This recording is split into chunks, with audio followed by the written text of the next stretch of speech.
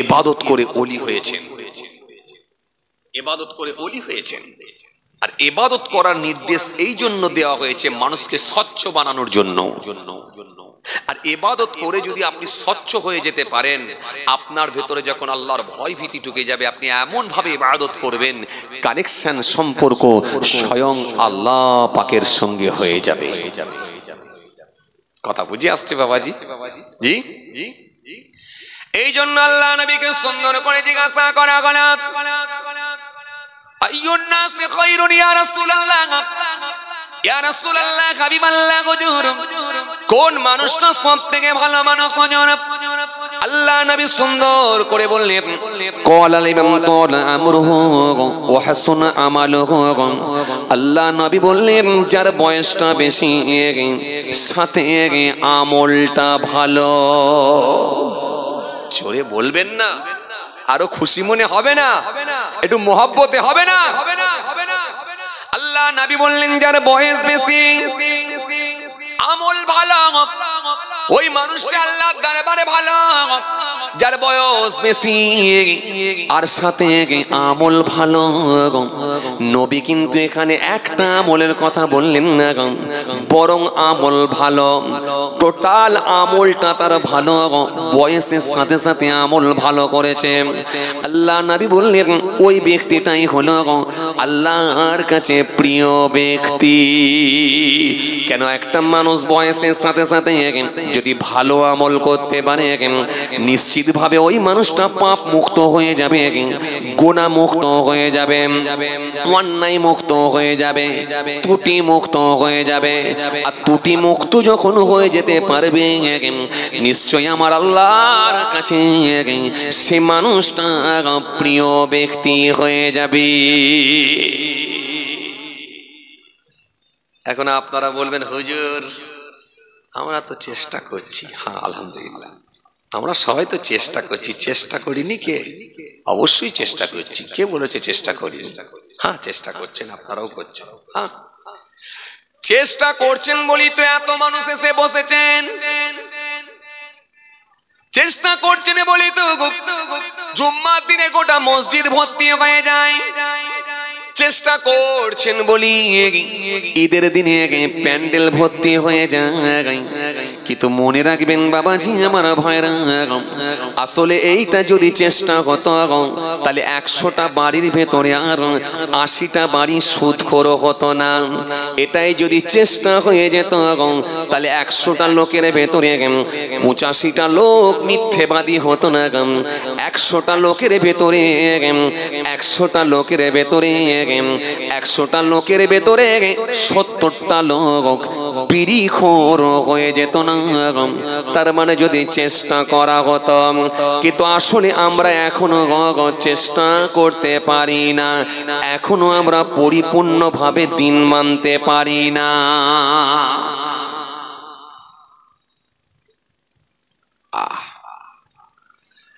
হে তরুণিয়া নৌজওয়ান জামাকেরা, ইয়া মাই মুরব্বিয়ানের বাবারা শুনে রেখে দিন। তাহলে আপনি যখন লিস্ট খুললেন, ভাউচার যখন আপনি খুলে দেখলেন আপনার বেতনে সব ঠিক আছে, তখন আপনাকে এবারে ফিরে যেতে হবে। আপনার পরিবারের মধ্যে আপনাকে চেক করে দেখতে হবে ভাউচার ঠিক আছে নাকি। আপনার বিবি যদি বেপরদা হয়ে ঘুরে বেড়ায়, আপনাকে ধরা খেতে হবে।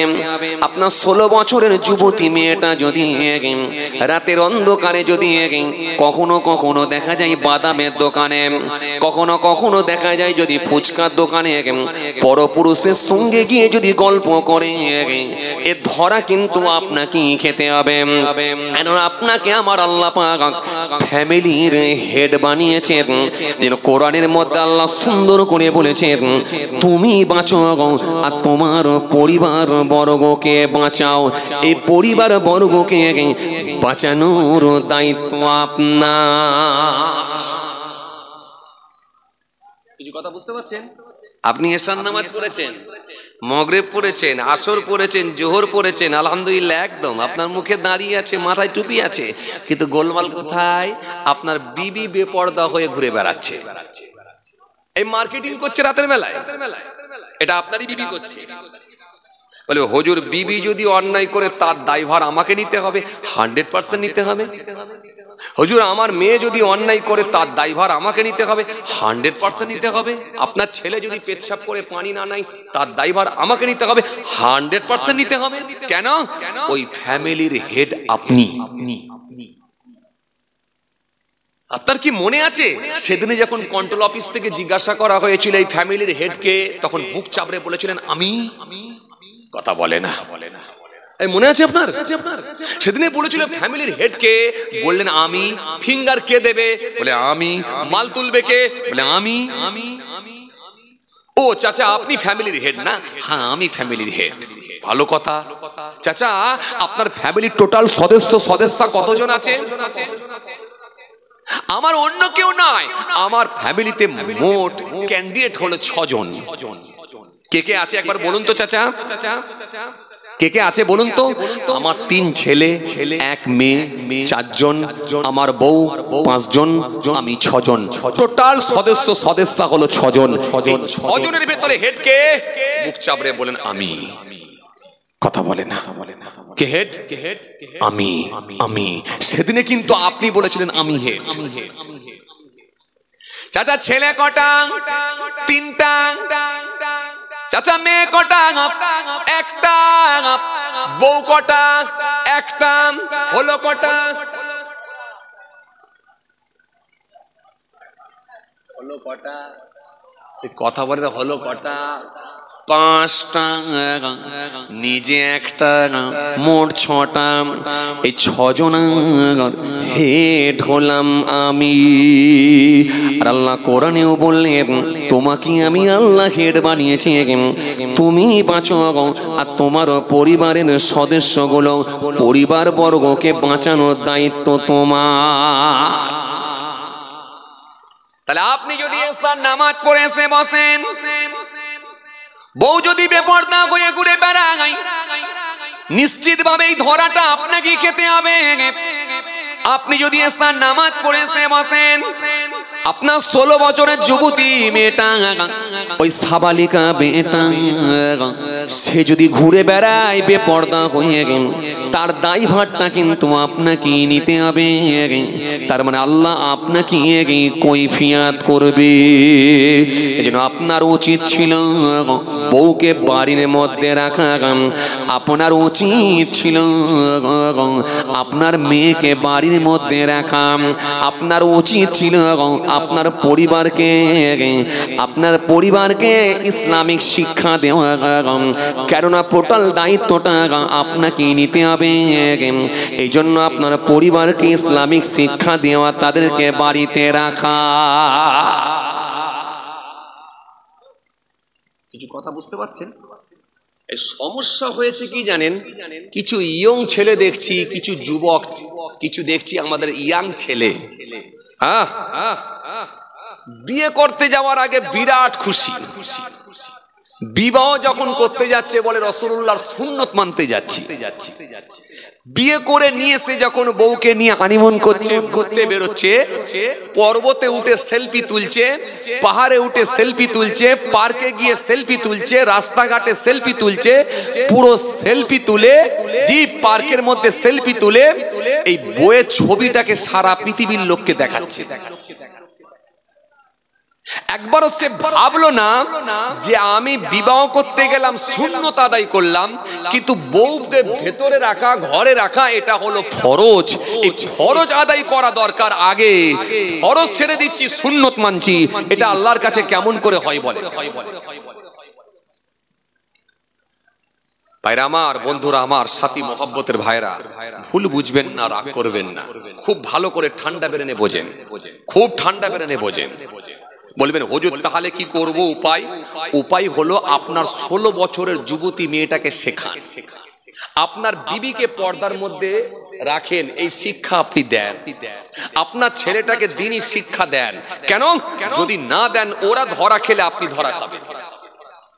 আপনার ওই 16 বছরের যুবতী মেয়েটা যখন সাবালিকার খাতায় পদার্পণ করেছে, 16 বছর বয়স হয়ে গেছে, যতদিন না বিবাহ হচ্ছে ততদিন পর্যন্ত দায়িত্ব কিন্তু আপনার ঘাড়ে।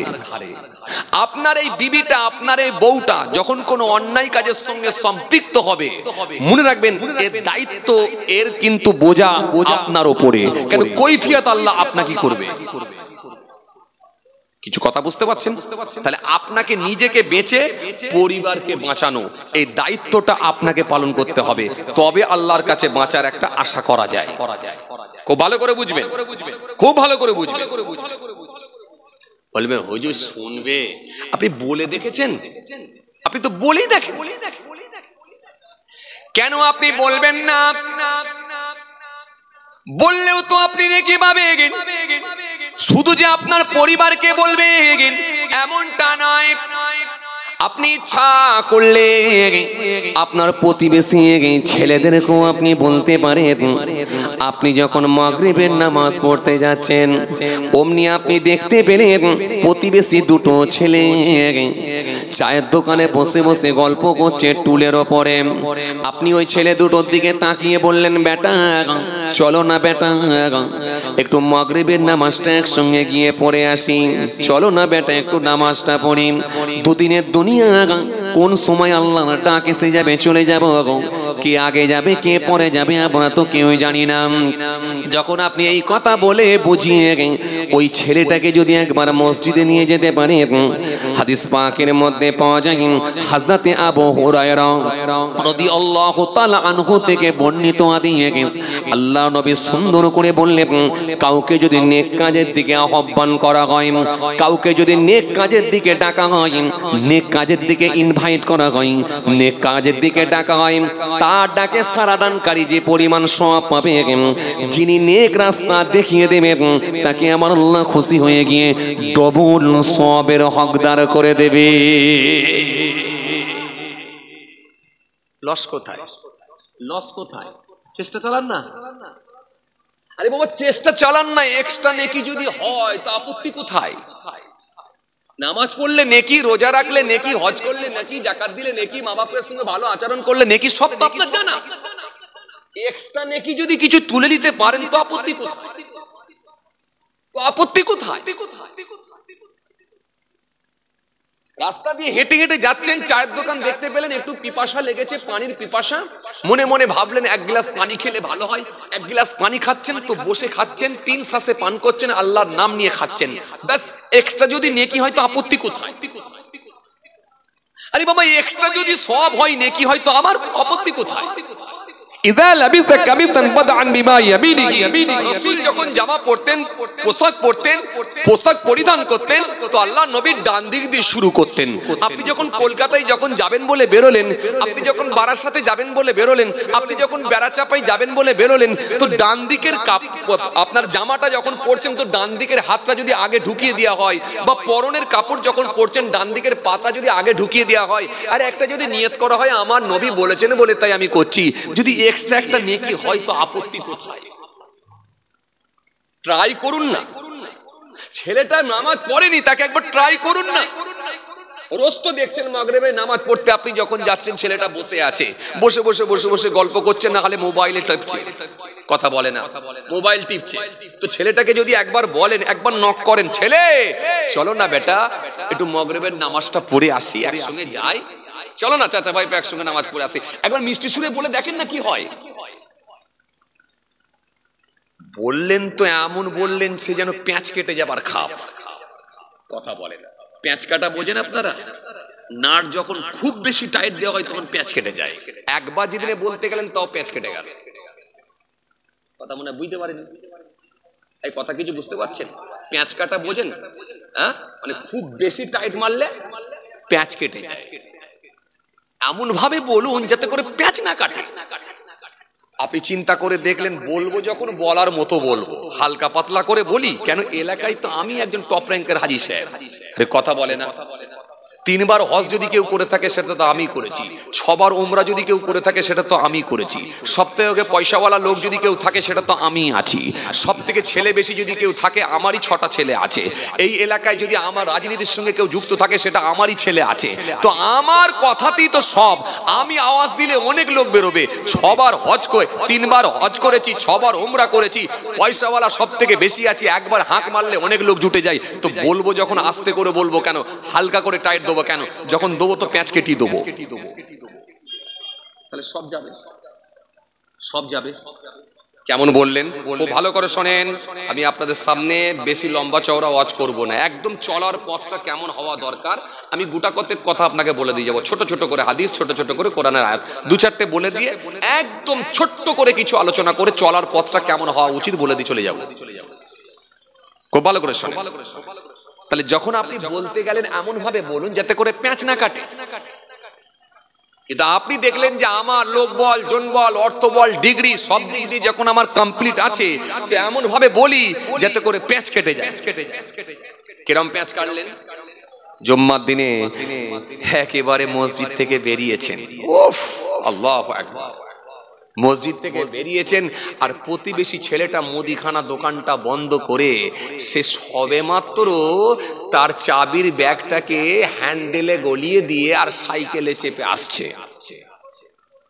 কথা কিছু বুঝতে পারছেন? কথা আওয়াজ করবেন না, কথা বলবেন না কেউ, প্লিজ কথা বলবেন না, একটা শিষ্টাচার রাখছে, একটা আদাব থাকবে, শিষ্টাচার থাকবে, এদিকে খেয়াল করেন, কথা বলবেন না, খেয়াল করেন। এগুলো খুব আমাদের ডিসিপ্লিন ঠিক রাখা দরকার। আমরা কবরস্থানে গিয়ে এমন চিল্লামিল্লি করি না যেন মনে হচ্ছে মারপিট হচ্ছে, কথা বলেন। জানাজার নামাজ পড়তে গিয়ে এমন চিল্লামিল্লি করছি, এমন আওয়াজ দিচ্ছি যেন মনে হচ্ছে মারপিট করতে এসেছি। তওবা তওবা। হ্যাঁ, তুমি জানাজার নামাজ পড়তে গেছো, এত এত চিৎকার করো কেন? তোমার লজ্জা হয় না? কি এমন অন্যায় করেছিল এত চিৎকার করছো কিসের জন্য? অন্যায় কিছু নয়, 1:30টায় জানাজার নামাজ হবার কথা ছিল, সেটা ঘড়ির কাঁটায় দেখা যাচ্ছে 1:35 হয়ে গেছে। মাথা গরম, কি বকছে বলো দেখিনি?